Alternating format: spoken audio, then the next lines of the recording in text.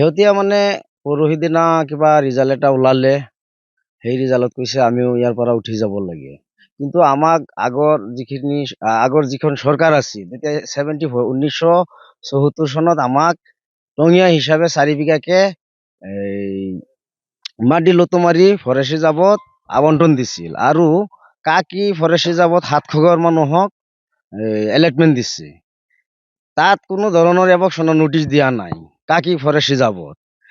অতি পৰিতাপৰ বিষয় চাওক, যোৱা অলপ দিন আগত যিখিনি এভকশ্যন কৰিছে লুটুমাৰি ফৰেষ্ট ৰিজাৰ্ভত, আমাৰ টঙিয়াৰ গোটেইখিনি মানুহ নি পেলাই তাত কাম কৰাই পেলাই এই কেম্প বনাইছে, পেচাব লেট্ৰিনৰ ঘৰখিনি বনাই দিয়াৰ পিছত আমাক কৈছে সহযোগ কৰিব লাগে, আমি সহযোগ কৰিছোঁ। অলপ দিন পিছত আমাৰ নামত নোটিছ আহি গ'ল। তেতিয়া আমি অলপ মৰ্মাহত হৈছোঁ যে আমি কি কৰোঁ। পিছত অফিচত গ'লোঁ, অফিচত আমাক কোনো ধৰণৰ সঁহাৰি নিদিয়াত আমি মহামান্য উচ্চতম ন্যায়ালয়ৰ কাষ চাপিছোঁ। তেতিয়া কেছটো কিবা কাৰণত ডিছপ'জ কৰি পেলাই এটা তেওঁলোকে কমিটি বনাই দিছিল।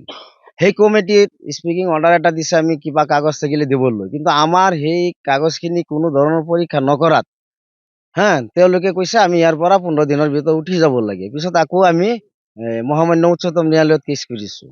সেই কেছৰ ৰিজাল্ট আজি আহিলে আকৌ আমি উঠি যাব লাগে। কিন্তু তেতিয়া আগৰ চৰকাৰে কেনেকৈ আমাক লেণ্ড এডভাইচাৰী বোৰ্ড নগাঁৱত বহাই সেই কমিটিয়ে আমাক 4 বিঘাকে 300 মানুহক লুটুমাৰি আৰেফত মাটি দিছে, 700 ঘৰ মানুহক আকিত দিছে। দিয়াৰ পিছত আমাৰ এই মানুহখিনিয়ে বন অঞ্চলত তেওঁলোকৰ বননীকৰণত সহযোগ কৰিব লাগে। প্ৰতি বছৰে আমি যেনেকে তেওঁলোকে নিৰ্দেশ দিয়ে আমি তেনেকে আমি কামখিনি কৰি আছোঁ। যোৱা 3-4 মাহ বা 6 মাহ এনেকুৱা হ'ল, পাহাৰৰ সিপিনে এই চানখোলা তাত এটা বাগান লগাইছে। সেই বাগানতো আমাৰ মানুহখিনি দিনে ৰাতিয়ে গৈ পেলাই যেনেকে কাম কৰিবলৈ তেনেকে কৰি পেলাই গছ গছনি লগাইছে।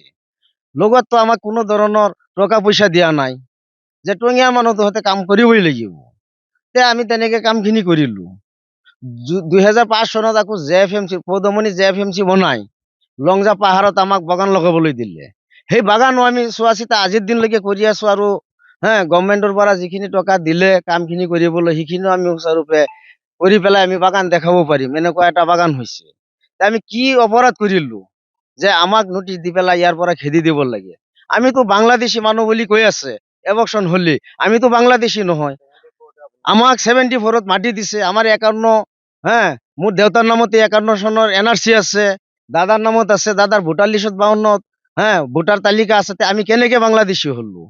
এনেকা অত্যাচাৰ কৰিছে। চাওক, আৰু এটা পৰিতাপৰ বিষয়, মাজে মাজে মানুহ থৈ পেলাই মুছলিম মানুহখিনিক নোটিছ দিছে, কিন্তু সেইখিনি মানুহক নোটিছ দিয়া নাই।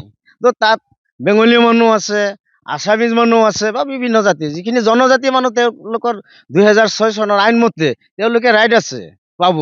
কিন্তু আমিওতো 1952 চনৰ আগত যেতিয়া ভোটাৰ লিষ্ট বা NRC থকা মানুহ, আমিতো বিদেশী নহয়। আমাৰতো আমাৰ যিটো টেৰিটৰিয়েল কিবা আধাৰ কাষ্টৰ কাৰণে জনজাতি বাদ দি আধাৰ কাষ্টৰ 75 বছৰ লাগে। সেই হিচাপটো কৰিলে আমাৰতো 75 বছৰ হয়েই। কিন্তু আমাক কোনো ধৰণৰ সঁহাৰি দিয়া নাই। এতিয়া আমি অসম চৰকাৰক অনুৰোধ কৰিম, যদি আগৰ চৰকাৰে আমাক টঙিয়া হিচাপে সংস্থাপন এটা দিছিল, সেই সংস্থাপনখন বহাল ৰাখি পেলাই আমাক থাকিবলৈ সুযোগ দিয়ক। আমি যাম ক'ত? আমাৰ মাটি বিটা ক'তো নাই।